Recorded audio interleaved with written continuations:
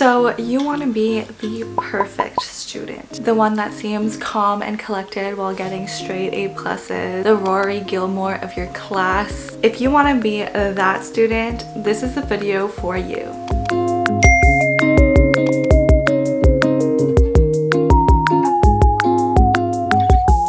And sometimes it truly is like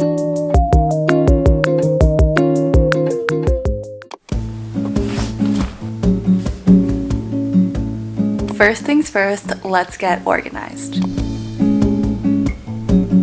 At the very beginning of the semester, or if your semester already started, it's never too late to get yourself organized. And this is really important so that we don't miss any of the deadlines and we can be able to manage our time efficiently and consistently. Also, I totally forgot to introduce myself. My name is Rebecca and I'm a medical student in Canada. So I've already done my undergraduate degree and I think I did pretty well. But I definitely went through a lot of mistakes and there's a lot of things that I would have loved to know back then, and also for my med school right now. So this is why I'm creating this video, so all of us don't have to go through this pain that I went through together. So I gathered all of my tips and tricks and put them in this one video. A very easy to use free platform is Google Calendar, and in Google Calendar I try to put in my schedule for everything. Usually if you're in university and you have these different types of classes, you can be able to import your classes into Google Calendar from your university, an application like that. But if you don't have that automatic import feature, you can just put in all of your different classes within your Google Calendar and you can set it to repeating or not repeating.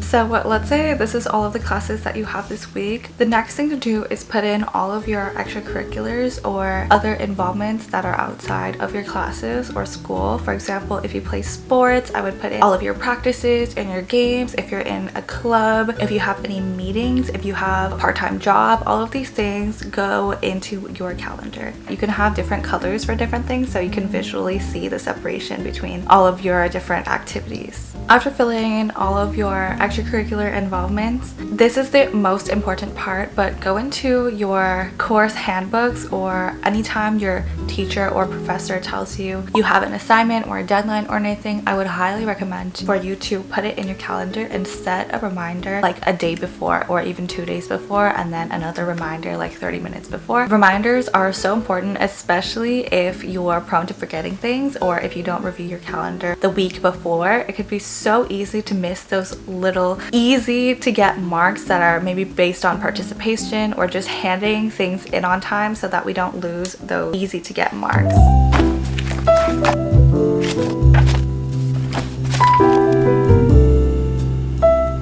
Another thing that I really like doing is writing my schedule down into my agenda at the beginning of every week so that I take the time to mentally prepare myself for all of the stuff that's gonna be going on this week. And also, not every single day, but days that I have a lot to do or I have a lot of different tasks to do, I like to put a to-do list in my agenda as well, just to make sure that I'm not missing anything. I want to do a little bit of a motivational chat. I know that these days society and maybe your family, your parents can put a lot of expectations on you, and we have these certain timelines that we feel like we have to hit. For example, go to university in 4 years, then get a job, then work 9 to 5 for the rest of your life. And sometimes these expectations can divulge us from what we truly want to do in our lives, and also can make us feel a lot of pressure and stress externally. So I just want to let everyone know that everybody is on their own journey, and to try not to compare yourself with other people. It can be really difficult to find out what you want to do for the rest of your life, and we're only human at the end of the day. So try not to put too much stress on yourself. Other people have different paths in their life. They might be taking gap years. In the end, your life is your own, and don't let anybody or society take that away from you. So let's go through this kind of confusing but exciting part in our lives together.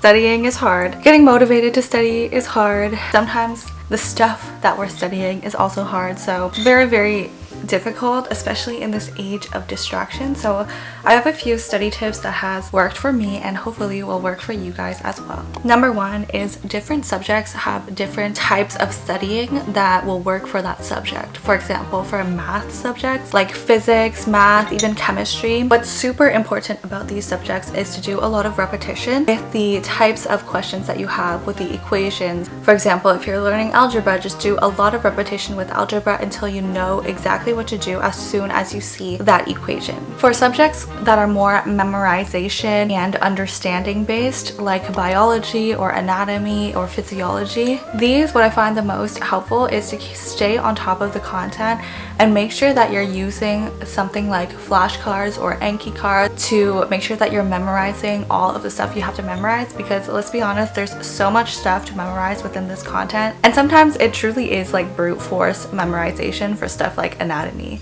I also like to associate certain mnemonics for a lot of these things. Mnemonics can be so incredibly helpful and they're used all the time in medicine. One example is C45 keeps the diaphragm alive, so we know what spinal levels innervate the diaphragm. Basically, mnemonics in these subjects can help so much remembering all of the random words that you need to remember that sometimes aren't even in English. If you get distracted a lot by your phone, keeping it in a place where you put it like somewhere outside of the room that you're studying can be really helpful so that you're not constantly getting distracted by the feeling that is even next to you. Another thing that you could do is you could film yourself doing a time lapse so that you're not motivated to look at your phone, so that you're not ruining the time lapse, and at the end of the hour, let's say, you get a really nice satisfying time lapse of yourself studying at the end of a really nice study session. Another strategy that you can use is you can download certain apps that can help you keep off your phone. One example is Forest. So you like grow these trees in your forest and you have to stay focused for certain periods of time. If you pick up your phone, then your tree dies. You can set a time limit for yourselves on certain applications and only give the password to someone that you know or someone in your household, like your parents or your boyfriend or your girlfriend, anything like that. And then once your time is over, you really can't access these applications. This is if you're really desperate, but you can let your phone die and just not charge it. So you literally can't go on your phone. If you're distracted by other websites on your computer when you're studying, there's this app called Self-Control that literally does not allow you to go on the websites that you input into this application. It's impossible for you to go on these websites for the amount of time that you set it for. Even if you restart your computer, I think even if you erase your computer, like you still can't go on these websites for the next however many hours that you set it to. So this is a very intense app if you're really distracted by certain websites on your computer.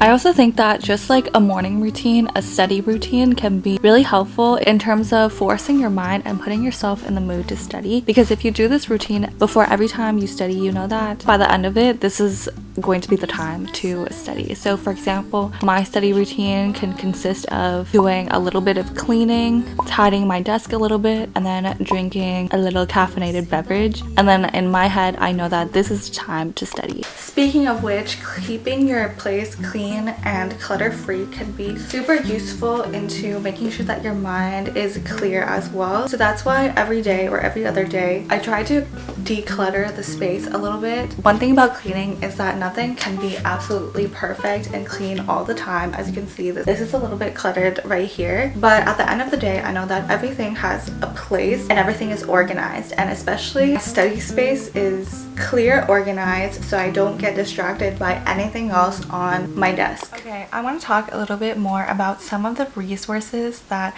I found really helpful throughout my undergrad and throughout my med school journey as well, and maybe you guys will find some of these resources helpful as well. The first thing that I love to use is Anki. I have to say there's a really big kind of learning curve with Anki. Anki is an application that gives you spaced repetition memorization flashcards, and this is really great for stuff like the MCAT or anatomy or med school, basically, because you have to be able to memorize such a big amount of content in a short period of time, and having these flashcards can be really useful in spacing out all of this content and doing a lot of these flashcards. There's probably a lot of different other YouTube videos that talk about Anki very deeply, but if you have subjects that are kind of like a lot of memorization or a lot of content based, or if you're studying for the MCAT, Anki can be super helpful. There's this website online called tomatotimer.com, and if you're really into the Pomodoro method, which basically studying for a certain period of time and then having a break and then studying and then break, Tomato Timer really helps you to keep track of all of these different times, and you can just repeat it over and over. If you want an alternative app to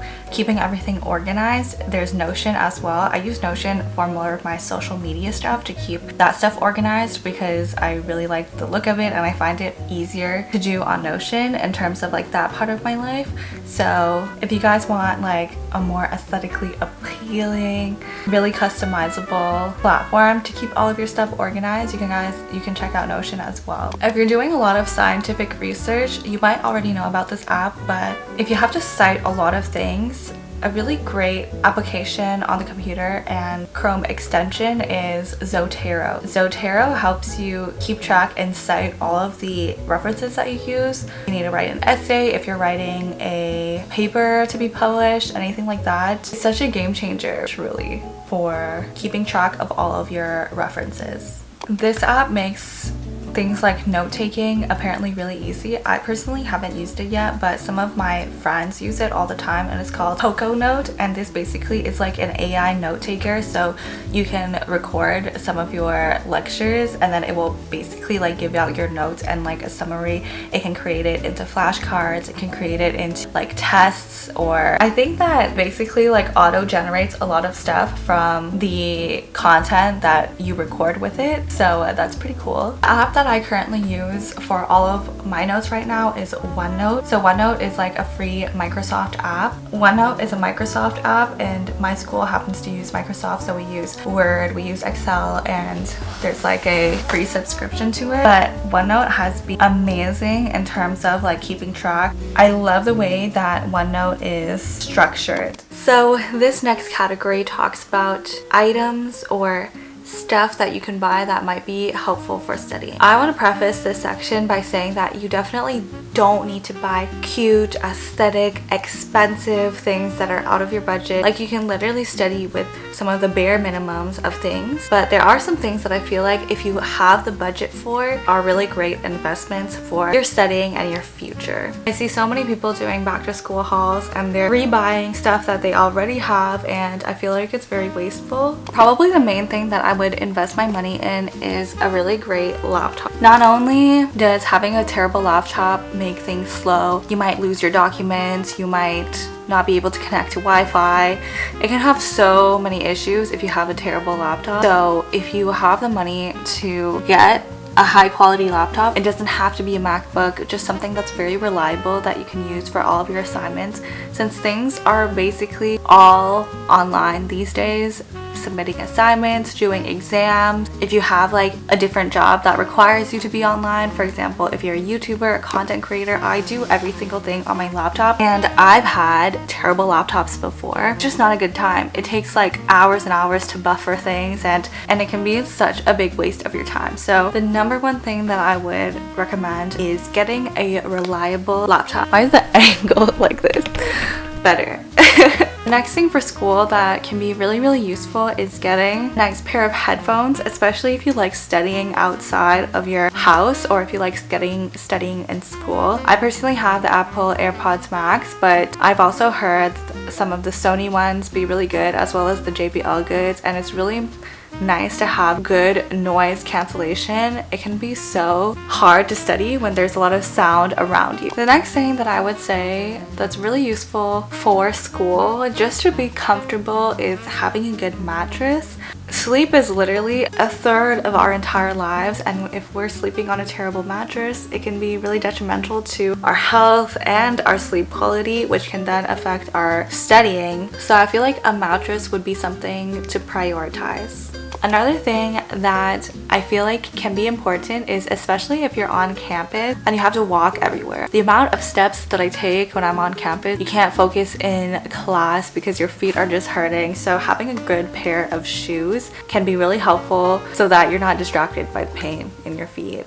Honestly, this might not be an essential, but it has saved my life so many times, and it's having a portable battery. The amount of times that my iPad or my phone has been on the brink of death and there was no outlet, there was no charger around me, having a portable battery has been so helpful, especially if I'm in the middle of lecture or the middle of class, just plugging it in and having my devices not die on me. It's so useful, not just for school, but every time you go somewhere, having a portable battery can literally be a lifesaver. The one I have is from Anchor. I think it's the Anchor like 20,000 or 30,000, but I bought this at the beginning of last school year and I've used it so many times. So trust me, having a portable battery can be so useful for school. And the last thing that I use literally all the time is my water bottle. So having a water bottle, it doesn't have to be super fancy, just something that is leak proof and that you can carry around with you everywhere to keep you staying hydrated throughout the day is really, really nice.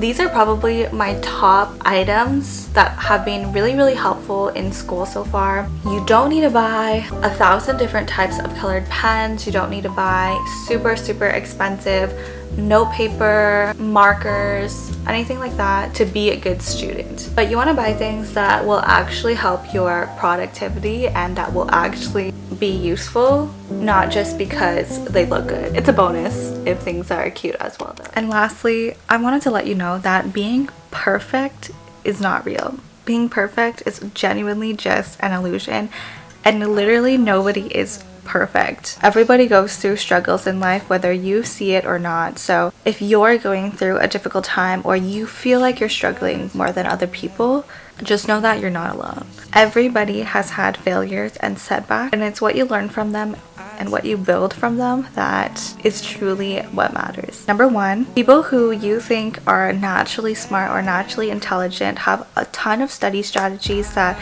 you can learn from, and instead of all of us being jealous of those people, don't be afraid to ask them for advice, and most of the time, like, they will be super nice to you. Instead of being jealous of other people, become the person that you are jealous of and channel that energy into your own goals. Good luck on all of your studies, guys, and if you're looking for more study motivation or study tips, I post a lot of daily vlogs on combining healthy habits and wellness with being a busy student. So if you're into that content, feel free to join this little corner of the YouTube community. Bye guys!